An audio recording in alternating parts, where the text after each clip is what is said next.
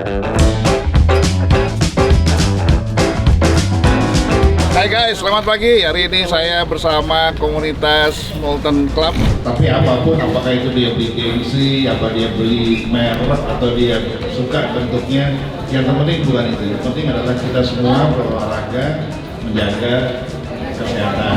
Kita berkumpul ini tentu tidak hanya sekedar berkumpul, tapi menjalin silaturahmi, menjalin komunikasi, kekerabatan. Itulah barangkali esensi daripada klub-klub. Karena dengan bersilaturahmi itu menurut saya adalah silaturahmi kebangsaan.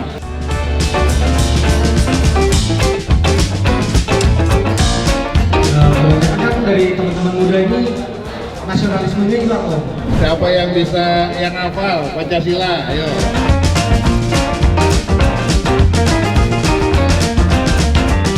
Hai guys, selamat datang di YouTube Mamsud Channel. Ikuti terus, pasti seru.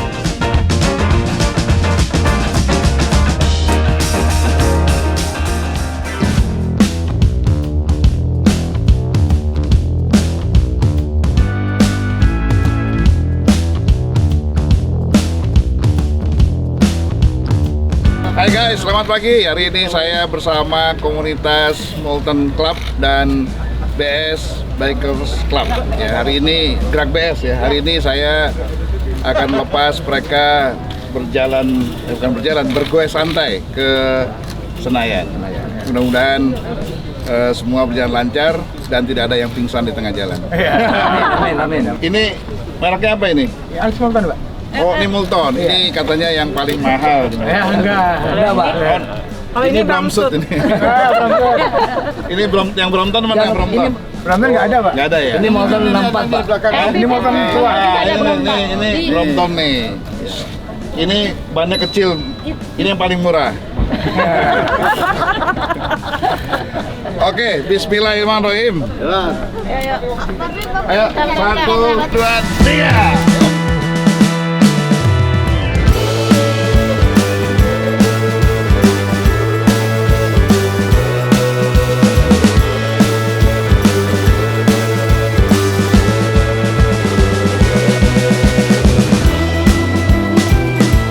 Brompton bedanya sama Multon?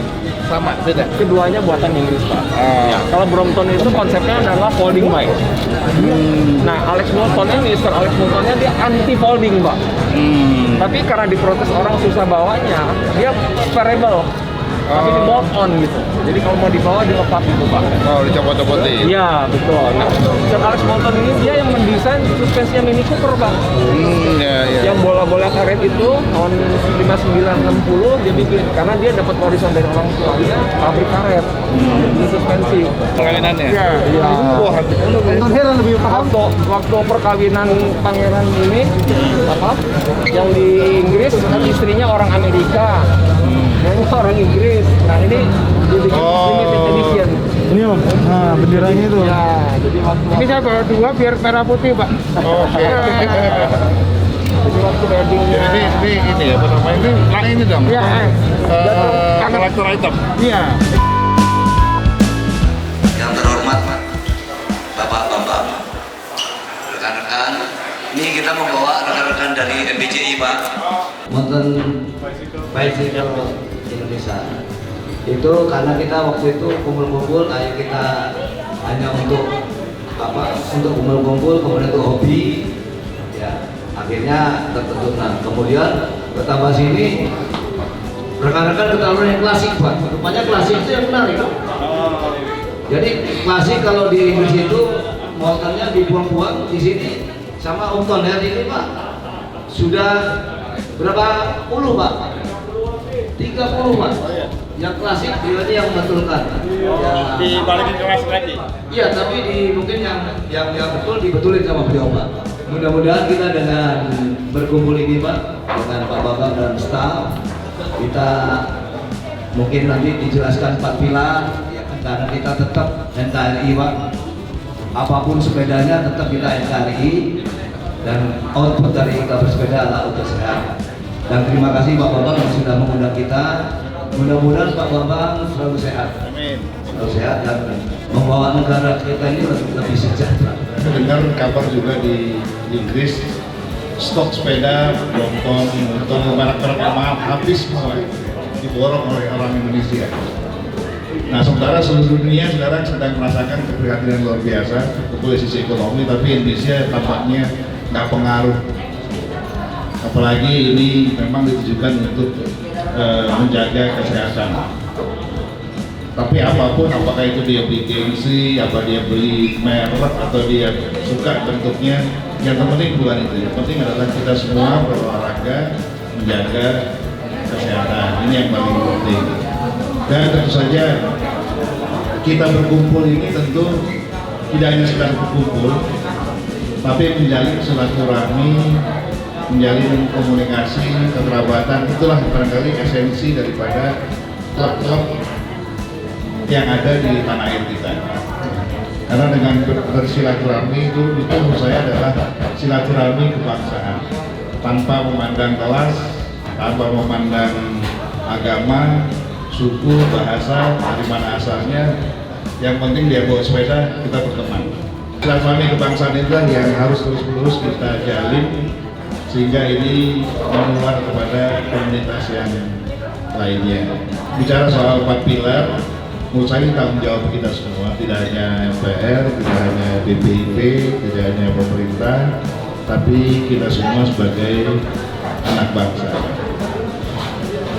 Sejak kita masuk ke era reformasi, kemudian Tap MPR yang mengatur tentang P4 dicabut, BP7 dibubarkan, sekolah-sekolah tidak lagi diwajibkan memberikan mata pelajaran P4 atau Pancasila, kemudian budi pekerti,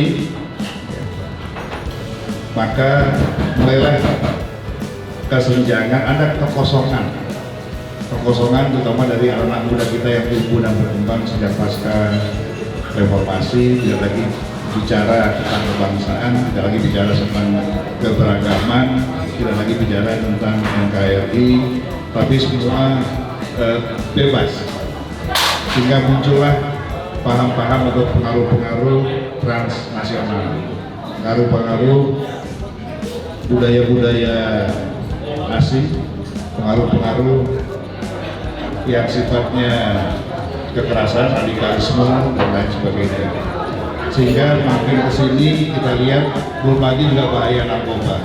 Narkoba dengan berbagai jenis sekarang sudah masuk ke relung-relung anak-anak kita, ke gang-gang sekolah, bahkan ke pesantren-pesantren. Hasil riset daripada BNN, saya pernah diberi informasi oleh Pak Heru, Ketua Kepala BNN, bahwa sekarang ini sudah masuk ke pesantren-pesantren. Itu tentu suatu kabar yang tidak mengenakan bagi kita. Justru tumbuh dan berkembang di sana. Dan bandar-bandar itu justru berasal dari sel-sel atau penjara-penjara.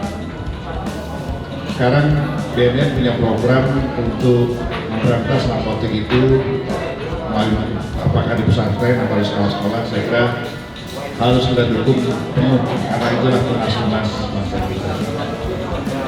Nah, jadi terkait 4 pilar tadi yang menyangkut tentang kebangsaan, di antaranya adalah Pancasila, NKRI, Bhinneka Tunggal Ika, dan Undang-Undang Dasar 45. Dan jadi tugas kita di MPR melakukan sosialisasi 4 pilar itu. Jadi saya berharap ke depan kita bikin kegiatan sekaligus dengan klub-klub sepeda, kalau memang dianggap kita masih perlu melakukan kegiatan. Saya kira Molton nanti menggandeng dengan klub-klub komunitas lainnya, kita buat di DPR.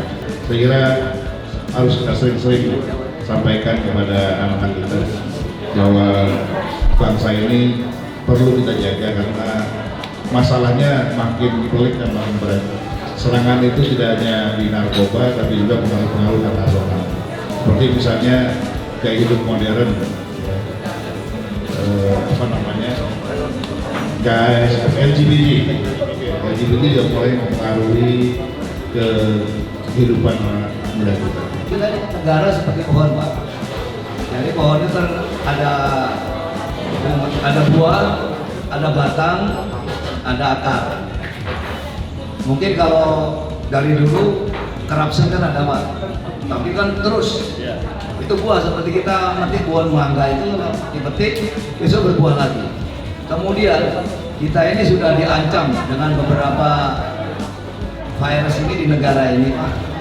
Ya macam-macam, dari mulai DIY, tapi negara ini enggak hanya goyang aja, Pak. Nah, yang terakhir adalah di Pak Bambang yang bicarakan masalah narkoba, itu menyerang akar anak bangsa. Generasi muda ini yang diserang, lama-lama pohon juga akan runtuh. Untuk itu terima kasih Pak Bambang yang sudah menyampaikan 4 pilar yang harus kita pegang erat-erat, harus kita jaga, harus kita rawat supaya negara kita ini tetap berdiri tegak. Insya Allah Pak, nanti kalau kita akan kumpulkan, karena informasi Pak Bambang ada beberapa klub sepeda nih, ada Brompton, ada Bogi, ada ID Folding Bike, ada Pixie, ada sekarang 360. Jadi mereka buat komunitas. Alangkah baiknya nanti kita kumpulkan, Pak Bambang bisa menjelaskan, kita menularkan 4 pilar supaya 4 pilar ini juga akan didengar oleh anak-anak muda, terutama anak-anak muda kita ini. Mungkin ada yang tanya masalah politik, boleh nih. Nah, kebanyakan kan dari teman-teman muda ini nasionalismenya hilang Om. Jadi kayak yang saya banyak dengar anak SMA, wah luar negeri itu lebih bagus, luar negeri itu lebih gimana ya. Jadi bendera merah putih ini selalu kayaknya disingkirkan dari kedua gitu. Karena banyak contoh-contohnya para atlet, para orang pintar di Indonesia itu tidak dibimbing tidak dilihat atau tidak dilihat oleh pemerintah. Nah, sampai semua ini dari eranya Pak siapapun sampai presiden yang terakhir ini nggak ada tuh ya kayak membimbing mereka sampai membawa mereka, ayo balik ke Indonesia, buat Indonesia lebih keren dan Indonesia jadi negara maju. Jadi dari itu kira-kira bagaimana untuk anak muda ini jadi nasionalisme. Saya ini Indonesia, saya ini orang Indonesia, kayak seperti orang Amerika kan, saya orang Amerika gitu kan. Orang Indonesia tanya orang mana? Oh saya orang Amerika, kayak gitu. Padahal dia orang Indonesia, gitu kan. Banyak yang begitu lah gitu. Bagaimana menurut anak mudanya cara-cara ini supaya semua anak muda di Indonesia ngaku saya adalah orang Indonesia gitu. Ya ini memang problem kebangsaan kita, makanya kita harus terus-menerus menumbuhkan kebanggaan diri kita sebagai orang Indonesia. Banyak nilai-nilai keindonesiaan kita yang hilang di anak muda kita. Kenapa? Karena anak muda kita ini, para milenial atau generasi Z itu selalu melihat panutan. Nah, panutan itu sekarang ini tidak ada di tokoh-tokoh bangsa, tidak ada di elit politik, adanya di YouTuber, adanya di sosmed, ya, sosial media. Nah, kalau para trendsetter ini memberikan contoh yang tidak baik, maka anak-anak kita pasti akan ikut-ikutan. Makanya slogan kami di MPR itu, jangan ngaku milenial kalau nggak ngerti Pancasila. Jadi kesadaran kebangsaan itulah yang sekarang kita sedang tumbuh kembangkan ke anak-anak muda kita. Indonesia ini kurang apa? Indonesia ini terbesar kelima di dunia, negara terbesar kelima di dunia, ya, dengan luas pantai yang luar biasa, dan memiliki 17.500 pulau dengan ribuan suku, bahasa, dan macam-macam. 6 agama yang diakui oleh negara dan puluhan aliran kepercayaan yang juga diperbolehkan oleh negara. Jadi kita ini sangat majemuk sekali dan sangat luar biasa sekali. Tumbuhkan kebanggaan bahwa Indonesia bukan Amerika, Indonesia lebih hebat dari Amerika. Harusnya kita bangga seperti itu.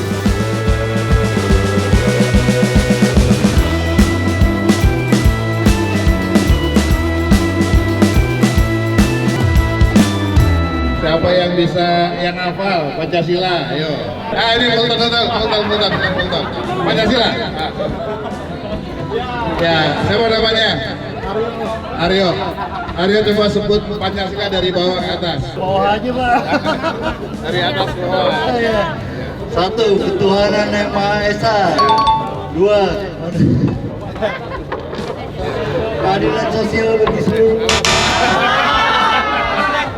Ulang. Satu, ketuhanan yang Maha Esa.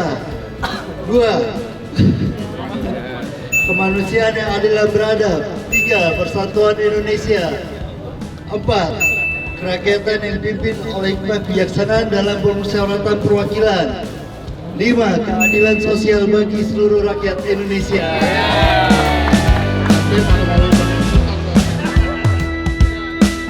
Siapa yang hafal nama-nama presiden? Ayo.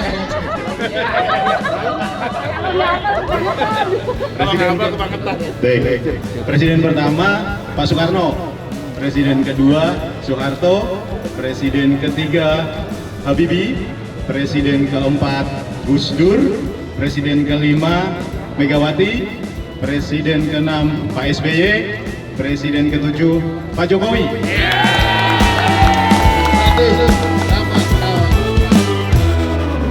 Salam. Jumlah pulau di Indonesia ada berapa? 17.600. Ya, meleset dikit. 17.500. Hampir betul nggak Bapak? Bukan. Tambah. Ada berapa agama di Indonesia yang diakui negara? 5. 6.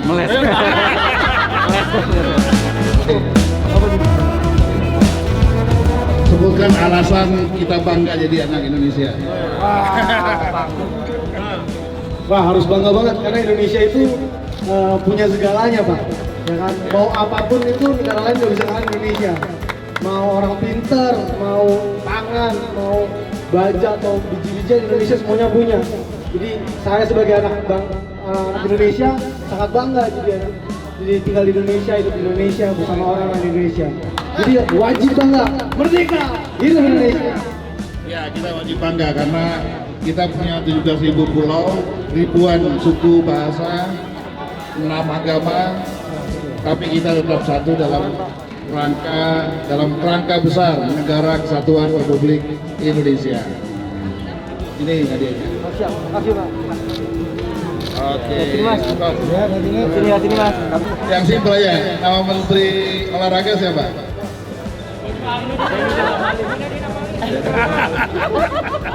Masa nama Menteri Olahraga aja nggak tahu.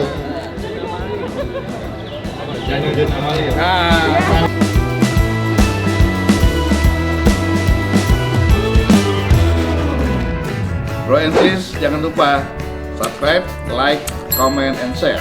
Dan terima kasih sudah menonton di channel ini. Salam, sampai jumpa lagi.